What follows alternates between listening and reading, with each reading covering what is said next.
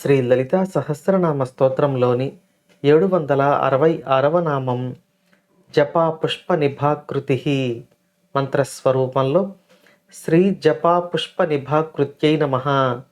అమ్మవారి యొక్క నిర్గుణతత్వాన్ని కీర్తించిన వసిన్యాది వాగ్దేవతలు ఈ నామంలో అమ్మవారి రూపవర్ణన చేస్తున్నారు.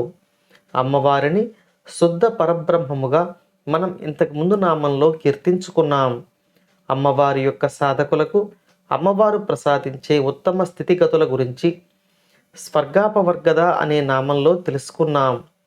ఇప్పుడు మరల అమ్మవారి రూపధ్యానాన్ని వసిన్యాది వాగ్దేవతలు మన చేత చేయిస్తున్నారు.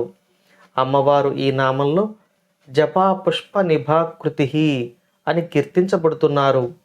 ఈ నామానికి అర్థాన్ని పరిశీలిస్తే జపా కుసుమము వంటి వర్ణములో ప్రకాశించే తల్లి అని అర్థం వస్తుంది.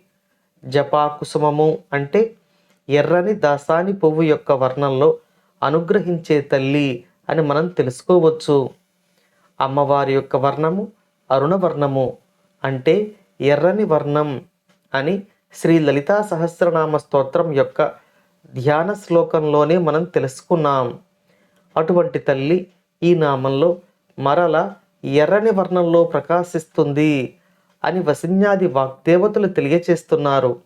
ఆ ఎర్రని వర్ణంలో ఉన్న తల్లిని మనం రోజు ధ్యానించిన మన జన్మ తరించిపోతుంది. ఇక ఈ నామానికి మరో అర్థాన్ని మనం ఇప్పుడు తెలుసుకుందాం. అమ్మవారి యొక్క మూలమంత్రమునకు అమ్మవారి యొక్క స్వరూపమునకు ఎటువంటి భేదము లేదు. అమ్మవారిని తెలుసుకోవాలనుకునే సాధకులు అమ్మవారిని మూలమంత్ర జపం ద్వారానే తెలుసుకోగలరు. ఆ మూలమంత్ర జపం ప్రతినిత్యం చేస్తూ ఉంటే మన పూర్వకర్మ పాపాలు నశించి అమ్మవారి యొక్క అనుగ్రహాన్ని క్రమక్రమంగా పొందగలం. దానికి ఇంత సమయం పడుతుంది అని ఉండదు. ఈ జన్మలో సాధ్యం కాకపోతే మరు జన్మలో జపం చేయాలనే ఆసక్తిని అమ్మవారే కలిగించి మన చేత సాధన పూర్తి చేయిస్తారు.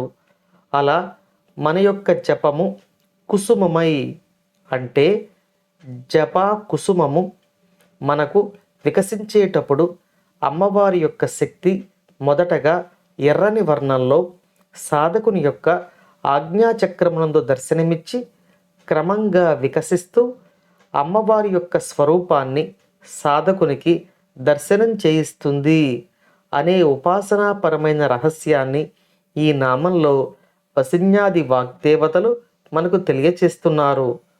అమ్మవారి అనుగ్రహం మనందరిపై కలగాలని కోరుకుంటూ ఓం శ్రీమాత్రే నమః.